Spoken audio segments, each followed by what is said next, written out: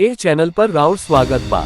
ई श्रृंखला खास तौर पर छात्र, नौकरी के आकांक्षी, पेशेवर, बिजनेसमैन आ परिवार के आम जीवन के स्थिति के आधुनिक जीवन के चुनौतन के सामना करे में मदद करे खातिर बनावल गईल बा।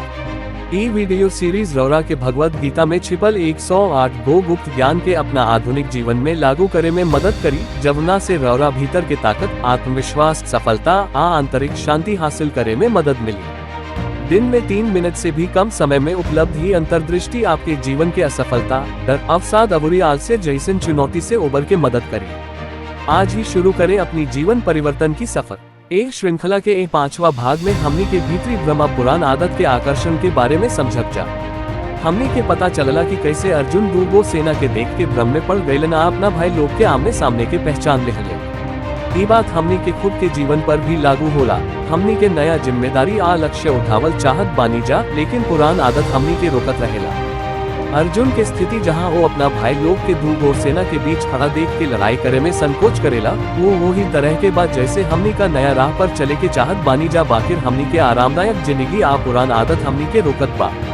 जब हमनी के नया लक्ष्य तय करेनी जाता आलस्य, निर्भरता, घमंड आ ईर्ष्या जैसन खराब आदत के छोड़ देवे के अनिवार्य बा। अर्जुन का तरह हमनी का अक्सर यह आदतन के भाई, प्रेमी के रूप में सोचे नी जा। यह आराम क्षेत्र है जवना से हमनी के चिपकल बानी जा।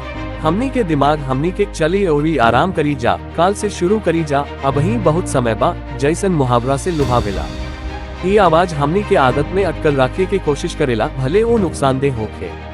पुरान आदत लगाव अर्जुन के मानसिक संघर्ष हमनी के सिखावेला कि पुरान आदत के छोड़ल बदलाव अबूरी बढ़ंती खाती बहुत जरूरी बा।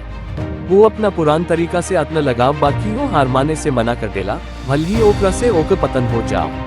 ठीक हो सही छात्र जानत बारे की उनका पढ़ाई करे के चाहिए, लेकिन वो वीडियो गेम खेलल बंद नहीं खन कर सकत, भले ही एकरा से असफलता की स्थिति पैदा हो जाए। कुछ लोग के मालूम बाकी उनका अपना स्वास्थ्य के ध्यान रखे के चाहिए, लेकिन वो लोग खराब आदत के छोड़ नहीं खन सकत। ये आंतरिक लगाव हमनी के अपना जिम्मेदारी से विचलित कर देला।